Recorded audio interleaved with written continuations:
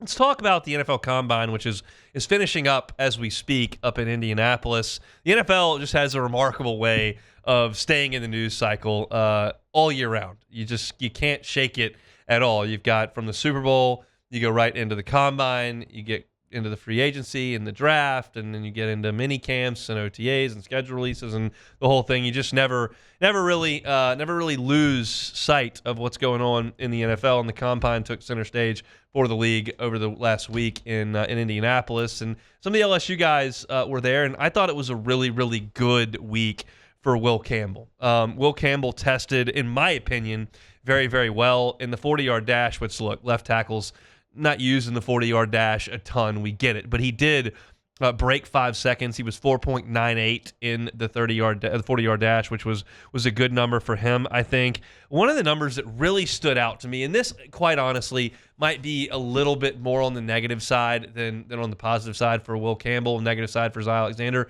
Will Campbell out-jumped on the vertical Zai Alexander. Will Campbell had a 32-inch vertical. Zai Alexander was 31.5 inches. But to me, that shows some explosiveness for Will Campbell as well. A lot was made of Will Campbell's arm size, the arm length that he measured in the measurements earlier in the week. And then Will Campbell went right to the podium and was like, you can turn on the tape. Not one time when I get beat do you think, oh, man, his arms aren't long enough.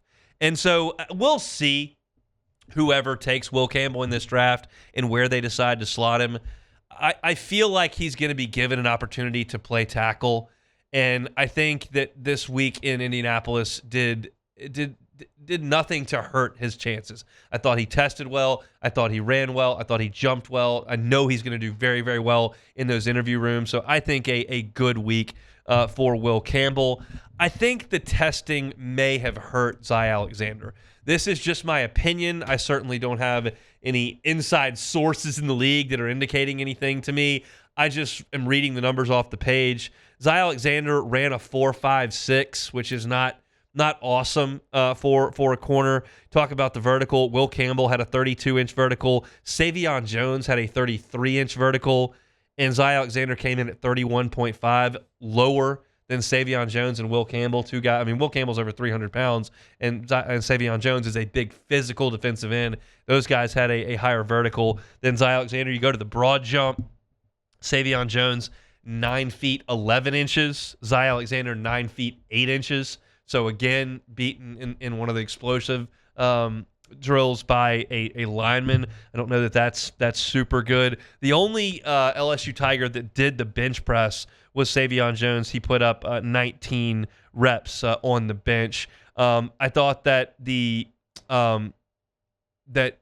as I mentioned, the winner of the Combine for LSU was probably Will Campbell. I think that Zai Alexander had a tough go of it. I thought Sai'vion Jones acquitted himself pretty nicely. He broad jumped 9 feet 11 inches and had a vertical of 33 inches. Sai'vion Jones is an interesting case because that's a guy who was kind of figuring to be the next dude at LSU. You had a kind of a run there where you had Caleb on Chason, you had B.J. Ojulari, and you thought that next up would probably be Sai'vion Jones, and he just didn't really pop his first 3 years. He came in from St. James, long athlete with all the tools that you could have, and just never really put it together until the final year. And Kevin Peoples came in and really coached him and Braden Swinson up, and you saw a different player this past year in Sai'vion Jones than you had his first 3 years at LSU. It didn't show up necessarily in the pass rush part of the game. He wasn't a huge pass rusher for LSU. Swinson handled a lot of that. But against the run, at the point of attack, setting the edge, those types of things, I thought Sai'vion Jones did a pretty good job. He gets to go to the Combine, and I thought, again, acquitted himself pretty nicely in those drills. I think Sai'vion Jones is going to be a mid-round draft choice, and hopefully he makes it in the league. That would be awesome for him. Miles Frazier, testing-wise, was okay. 5.2 in the 40-yard dash. The vertical was 31 inches. His broad jump was 9 feet. None of that is eye-popping at all. What's going to help Miles Frazier is his effort at the Senior Bowl. By all accounts, Jake and T-Bob were there. The folks that were there in scouting terms with the reviews that came out afterward, it sounds like Miles Frazier did an awesome job in in the Senior Bowl prep and the workouts, and it sounds like that's going to be a huge feather in his cap. There's a lot of tape that's out on Miles Frazier right now.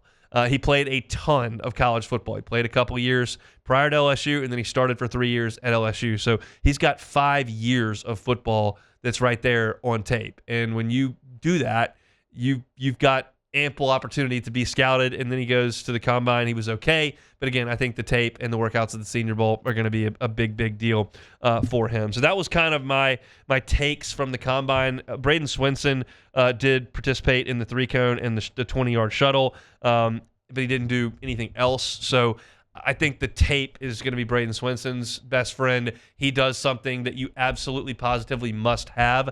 I don't know that he's toward the top of this draft as far as the edge rushers and the guys getting after and affecting the passers, but you figure 3rd, 4th round, I think Braden Swinson will have his name called, and Kevin Peoples deserves a ton of credit for that as well. So if you want a full report on the combine, you can find the times up there at NFL.com. I'm also this afternoon going to have a piece up at LouisianaSports.net that details what the guys did in the combine. Winner, I thought Will Campbell, maybe not on the positive side. Zai Alexander and those explosive numbers, just not quite great. But Zai had a good year in coverage, so hopefully that film helps him out in a way that maybe the testing does not. So that's your look at LSU at the Combine up in Indianapolis. If you're looking for LSU football content all year long, you can find it Hunt on LSU. There's no baseball, there's no basketball, there's no women's basketball, there's no nothing except football on that channel. So go check that out wherever you find your podcast, or of course on YouTube. It is Hunt on LSU. Hey, thanks for watching Hunt on LSU. Before you get out of here, do us a couple of favors.